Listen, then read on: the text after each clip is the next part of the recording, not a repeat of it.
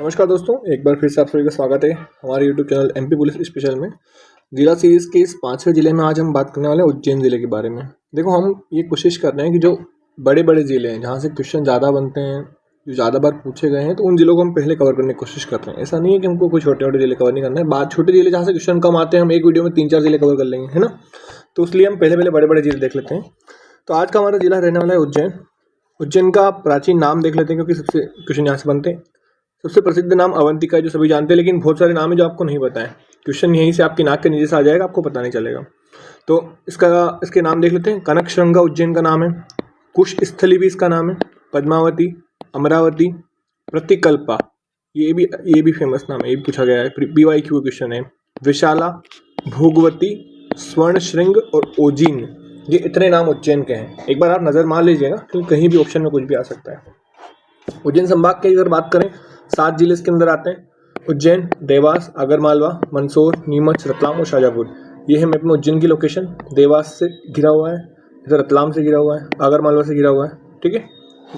उसके बाद इसका इतिहास देख लेते हैं, क्योंकि उज्जैन एक ऐतिहासिक नगरी है। तो सर्वाधिक इतिहास से यहाँ से जुड़ा हुआ है, क्योंकि समय समय पर अलग अलग राजाओं ने शासन किया है। तो हम बहुत शॉर्ट में देखेंगे, इतना ब्रीफ में नहीं देख पाएंगे क्योंकि ब्रीफ में बहुत बड़ा वीडियो बन जाता है, ठीक है। चलो देखते हैं। प्रमाणिक इतिहास 600 ईस्वी से लगभग मिलता है। 16 महाजनपद जो थे उनमें से एक अवंती जनपद हुआ करता था। ये इसकी 2 राजधानियाँ हुआ करती थी। एक उत्तरापद की राजधानी होती थी उज्जैनी और दक्षिणापद की महेश्वर, ठीक है। चंड प्रद्योत यहाँ का प्रसिद्ध प्रतापी शासक हुआ है। इसके बाद जब मौर्य काल का शासन आया, तब यहाँ पर चंद्रगुप्त मौर्य का शासन रहा। उसके पुत्र बिंदुसार और उसके पुत्र अशोक, तीनों का संबंध यहाँ से रहा है, ठीक है। बिंदुसार के समय मगध, जब ये मगध का सम्राट बनता है, तब अवंती प्रांत पर प्रांतपति बनाकर अशोक को भेजता है, ठीक है। अशोक प्रांतपति मतलब वही राज्यपाल समझ लीजिए आप। राज्यपाल बनाकर अशोक भेजता है, तो अशोक अवंती का राज्यपाल रहता है, ठीक है। अब अशोक का जब आकर यहाँ पर आता है, तो रास्ते में बीच में पड़ता है विदिशा की एक युवती रहती है देवी, वहाँ उससे इसका विवाह कर लेता है। तो विदिशा की महादेवी से इसका विवाह होता है। बाद में हम देखते हैं कि उज्जैन और विदिशा दोनों बौद्ध धर्म के प्रसिद्ध स्थल बन जाते हैं जब अशोक बौद्ध धर्म का प्रचार करता है। देवी से ही एक पुत्र और पुत्री की प्राप्ति होती है उसे, महेंद्र और संघमित्रा। इन दोनों को आप सभी जानते होंगे, जो श्रीलंका में बौद्ध धर्म के प्रचार प्रसार के लिए जाते हैं, ठीक है। मौर्य साम्राज्य के बाद हर्षवर्धन आते हैं। हर्षवर्धन 7वीं शताब्दी ईस्वी में कन्नौज के राजा थे। ये उज्जैनी पर शासन किया इन्होंने। सर्वांगीण विकास इनके काल में भी हुआ है क्योंकि ये कला प्रेमी थे, ठीक है। उसके बाद परमार वंश का शासन रहता है यहाँ पर। परमार वंश के शासन की सारी जानकारी हमको हर्षोल अभिलेख से प्राप्त होती है, ठीक है। ये इंपॉर्टेंट क्वेश्चन बन सकता है। 9वीं से 12वीं शताब्दी तक परमार वंश शासन में रहा है। हर्षोल अभिलेख से परमारों के राष्ट्रकूटों के अधीन होने को बताया गया। मतलब जो हर्षोल अभिलेख ये कहता है कि जो परमार शासक थे वो राष्ट्रकूटों के सामंत के रूप में इन्होंने शासन किया था, ठीक है। उसके बाद जो परमार वंश का शासक आता है सियाग द्वितीय, सियाग सेकेंड है। ये स्वतंत्र परमार वंश की नींव डालता है, ठीक है। मतलब स्वतंत्र परमार शासन की शुरुआत इसके काल से होती है। अब उसके बाद जब आती है दिल्ली सल्तनत, हम इस इतिहास को बहुत ब्रीफ में देख रहे हैं, ज़्यादा नहीं देख पाएंगे। 1235 ईस्वी में इल्तुतमिश जब उज्जैनी पर आक्रमण करता है, विदिशा को जीतते हुए उज्जैन पहुंचता है, तो यहाँ के जो मंदिर हैं और पवित्र धार्मिक स्थल है, इनको सबसे ज़्यादा क्षति पहुंचाता है, ठीक है। तो इल्तुतमिश का नाम ध्यान रखना है। उज्जैन को सबसे ज़्यादा क्षति पहुंचाने वाला कौन था? दिल्ली सल्तनत शासक इल्तुतमिश। 1406 में जो मालवा था, ये दिल्ली सल्तनत से आज़ाद हो जाता है। इसके बाद मुगल काल आ जाता है, ठीक है। मुगल काल में अकबर, जहांगीर, शाहजहां, औरंगजेब सभी का शासन यहाँ पे रहा है। अकबर ने उज्जैन की सुरक्षा के लिए एक शहर की दीवार बनाई थी, जिसे सिटी वॉल कहते हैं। हालांकि अब ये पूरी तरह से मतलब डिमोलिश हो चुकी है, कुछ भी नहीं बचा है, नहीं के बराबर। इसके अंतर्गत कुछ द्वार दरवाजे हैं, ये नाम याद रख लेना क्योंकि फेमस है। एक होता है नादी दरवाजा, कालीदेह दरवाजा, सती दरवाजा, देवास दरवाजा और इंदौर दरवाजा। अब इन दोनों का नाम आप खास करके याद रख लीजिएगा क्योंकि देवास दरवाजा और इंदौर दरवाजा दोनों उज्जैन के अंदर है, ठीक है। कभी भी पूछा जा सकता है, तो इनके नाम पे नहीं जाना है अपने को। अब जो एक मुगल शासक था औरंगजेब, उससे जुड़ा हुआ एक फेमस युद्ध है, इसे कहते हैं धर्मत का युद्ध। कहाँ लड़ा गया था? ये जो वर्तमान फतेहाबाद है वहाँ पर लड़ा गया था 1658 में। धर्मत के मैदान में लड़ा गया था, ठीक है। औरंगजेब और मुराद और सामने थे महाराजा जसवंत सिंह जोधपुर, उनके बीच में लड़ा गया था। तो उनकी तरफ से लड़ने आए थे रतलाम के राजा रतन सिंह, ठीक है। युद्ध में इनकी वीरगति प्राप्त होती है। रतन सिंह की छतरी जो है ये उज्जैन के अंदर है, ठीक है। राजा ये रतलाम के थे लेकिन छतरी इनकी उज्जैन में है। इनके मरने के बाद इनकी जो रानी थी उन्होंने जौहर किया था, ये जौहर भी फेमस है, ठीक है।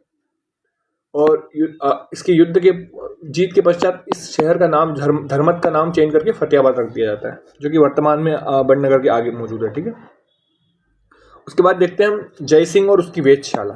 महाराजा जय सिंह को सभी जानते होंगे। मोहम्मद शाह ने सवाई जय सिंह को मालवा का सूबेदार नियुक्त किया था। ठीक है, जय सिंह ने उज्जैन में वेधशाला का निर्माण किया है। वेधशाला मतलब जो हमने करंट जंतर मंतर, आप सबने सुना होगा जंतर मंतर, वही वेधशाला है। ठीक है, कहाँ पर है? भारत में 5 जगह पर ही है। ठीक है, दिल्ली में है जंतर मंतर, उज्जैन में है, जयपुर में है, मथुरा और वाराणसी, 5 जगह पर है। ठीक है, ये आप फोटो में देख पा रहे होंगे, ये जंतर मंतर है। ठीक है, इस टाइप के स्ट्रक्चर बने हुए हैं वहाँ पर। अब उसके बाद जब मुगल समाप्त हो जाते हैं, फिर मराठा शासन आता है। 1737 ईस्वी में उज्जैन के सिंधिया वंश के अधीन रहा है। उनकी उज्जैन उनकी राजधानी बनता है। राणोजी सिंधिया इसको राजधानी बनाते हैं। 1810 में वापस दौलतराव सिंधिया राजधानी उज्जैन से ग्वालियर स्थानांतरित कर लेते हैं। जब से ग्वालियर राजधानी स्थानांतरित होती है, उज्जैन का महत्व थोड़ा कम हो जाता है। ठीक है, उसके बाद राणोजी सिंधिया देखते हैं। राणोजी सिंधिया के जो मंत्री थे, मतलब एक्चुअल में राणोजी सिंधिया का ही नाम आता है। इन्होंने महाकाल मंदिर का जो हम वर्तमान स्वरूप देख रहे हैं, उसका निर्माण करवाया था। ठीक है, और अगर स्पेसिफिक अगर हम जाएं तो उनके मंत्री थे रामचंद्र शेणवी, इन्होंने इसका निर्माण करवाया था। ठीक है, बाकी हमें राणोजी सिंधिया के नाम से याद रखना है। अब देखते हैं हम उज्जैन के अंदर, चूंकि उज्जैन पूरा मंदिरों का खेल है। ठीक है, सबसे ज्यादा मेले यहाँ गिरते हैं, सबसे ज्यादा मंदिर यहाँ पर है। तो प्रमुख मंदिर और स्थल देख लेते हैं। कालिया देह महल, ये उज्जैन, इसको केडी पैलेस कहते हैं। ठीक है, यहाँ पर प्राचीन सूर्य मंदिर था। इसके अंदर पुराने में सूर्यकुंड, जो सूर्यकुंड यहाँ पे देख पा रहे हैं, यहाँ पे नहीं है एक्चुअल में, इसके पीछे है वो सूर्यकुंड, यहाँ इस साइड में सूर्यकुंड, सूर्य मंदिर और ब्रह्मकुंड, ये अब सब विलुप्त हो चुके हैं लगभग। ये प्राचीन में शिप्रा नदी इस महल के बीच से प्रवाहित हो रही है, आप फोटो में देख पा रहे हैं, यहाँ से नदी बह के जाती है। नासिरुद्दीन खिलजी ने इस महल के चारों ओर जलाशय बनवाए ताकि महल का टेम्परेचर सही रहे। ठीक है, तो ये कालिया महल आपको याद रखना है। केडी पैलेस कहाँ पर है? उज्जैन के अंदर है। महाकालेश्वर ज्योतिर्लिंग, ये स्वयं भू प्रकट ज्योतिर्लिंग है। इसका मतलब क्या है? शिव पुराण में कथा वर्णित है, जो दूषण नामक राक्षस था, उसका विनाश करने के लिए भगवान भूमि को चीर कर स्वयं प्रकट हुए थे। उसके बाद जहां पर वो प्रकट हुए थे, वहीं पर उन्होंने आसन मतलब विराजित हो गए थे। तो ये एक प्रकार की इसकी कथा है। उसके अंदर दक्षिण मुखी प्रतिमा है, जो कि भारत में जो 12 ज्योतिर्लिंग है उसमें से केवल महाकालेश्वर प्रतिमा ऐसी है जिनका मुख दक्षिण में है। ठीक है, तो ये एक अनोखी प्रतिमा हो गई। इसका निर्माण राणोजी सिंधिया ने करवाया था इस मंदिर का। अब इस मंदिर के अंदर 3-4 प्रतिमाएं आप देख लीजिए, बताइए। मंदिर के फोटो में आपको ओकारेश्वर महादेव मंदिर दिख रहा होगा, श्री नागचंद्रेश्वर महादेव दिख रहा होगा। ठीक है, इनके बारे में बताता हूँ मैं आपको। मंदिर में जो गर्भ जहाँ मूर्ति बनी हुई है, ठीक है, ये मूर्ति ऐसे मूर्ति बनी हुई है, तो इसके गर्भ के जस्ट ऊपर ओकारेश्वर शिव मौजूद है, पश्चिम में गणेश जी मौजूद हैं, पूर्व में कार्तिकेय हैं, उत्तर में माता पार्वती और दक्षिण में नंदी है। ठीक है, अब उसके बाद जो उसकी सेकंड बिल्डिंग है, जो तृतीय बिल्डिंग है, उस पर तीसरी मंजिल पर नागचंद्रेश्वर महादेव, आप फोटो में देख पा रहे होंगे। तीसरी बिल्डिंग पर ये जो मंदिर है, यहाँ पर ये नागचंद्रेश्वर मंदिर है। ये केवल नागपंचमी में एक ही दिन ओपन होता है साल के अंदर। ठीक है, सिर्फ नागपंचमी के दिन ओपन होता है। उसके अंदर जो मूर्ति है, उसमें सर्प मुद्रा में भगवान शिव, पार्वती और गणेश जी विराजमान है। ये एकमात्र मूर्ति ऐसी मतलब पूरे विश्व में जो सर्प के आसन पर शिव जी विराजमान है, वरना सर्प के आसन पर भगवान विष्णु विराजमान होते हैं। तो इस मूर्ति को कहाँ से लाया गया है? ये नेपाल से, ये अनोखी मूर्ति नेपाल से लाई गई है। ठीक है, तो इसलिए इंपॉर्टेंट है। उसके बाद बड़े गणेश मंदिरों को हम जल्दी जल्दी देखेंगे, क्योंकि बहुत सारे मंदिर हैं। बड़े गणेश मंदिर, ये भी उज्जैन में सप्त धातु से निर्मित पंचमुखी हनुमान की प्रतिमा के पास में है। चिंतामन गणेश मंदिर, ये भी स्वयं भू प्रकट है। ठीक है, प्राचीन गणेश प्रतिमा है। विवाह का पहला निमंत्रण इस मंदिर में रखने की परंपरा है। चैत्र मास के बुधवार पर यहाँ पर बहुत भीड़ इकट्ठी होती है। वही ये चिंतामन है, नाम से आप स्पष्ट हो, चिंता दूर करते हैं, मनोकामना पूर्ण होती है, इसे मान्यता है यहाँ पर। उसके बाद हम हर सिद्धि मंदिर देख लेते हैं। राजा विक्रमादित्य की आराध्य देवी हर सिद्धि देवी। ठीक है, 52 शक्तिपीठों में से एक है ये। यहाँ पर ऐसा माना जाता है कि जो सती देवी थी, उनकी कोहनी गिरी थी। ठीक है, स्कंद पुराण में देवी ने चंडमुंड का वध किया था। हालांकि इतना इंपॉर्टेंट नहीं है, बाकी देख लीजिए। अन्नपूर्णा, इस मंदिर के अंदर अन्नपूर्णा देवी की प्रतिमा भी है। यहाँ पर 726 द्वीपों का, ये आप जो देख पा रहे हैं, 726 द्वीप वाले 2 विशाल द्वीप स्तंभ है। ठीक है, ये हरसिद्धि मंदिर में उज्जैन के अंदर। उसके बाद सिद्धवट क्या है? सिद्धवट की स्थापना माँ पार्वती ने की थी। ठीक है, सिद्धवट ऐसा बोला जाता है, पाप मोचन तीर्थ क्षेत्र बोला जाता है। यहाँ पर श्राद्ध, पिंडदान, कालसर, त्रिपिंडी श्राद्ध, ये सब किया जाता है। ठीक है, बेसिकली नाथ संप्रदाय का प्रमुख स्थल है। आप देख पा रहे होंगे यहाँ पर बेसिक उधर आगे घाट बने हुए, नदी से जा रहा है। एक्चुअल में क्या है, जो शिप्रा नदी है ना, वो ये उज्जैन सिटी है, तो शिप्रा इसके चारों ओर यहाँ से बह के इधर से निकल जाती है। तो सारे मंदिर ऑलमोस्ट शिप्रा नदी के किनारे ही मिल पाएंगे आपको। काल भैरव मंदिर अष्ट भैरवों में प्रमुख है। शराब का भोग लगाया जाता है यहाँ पर भगवान काल भैरव को।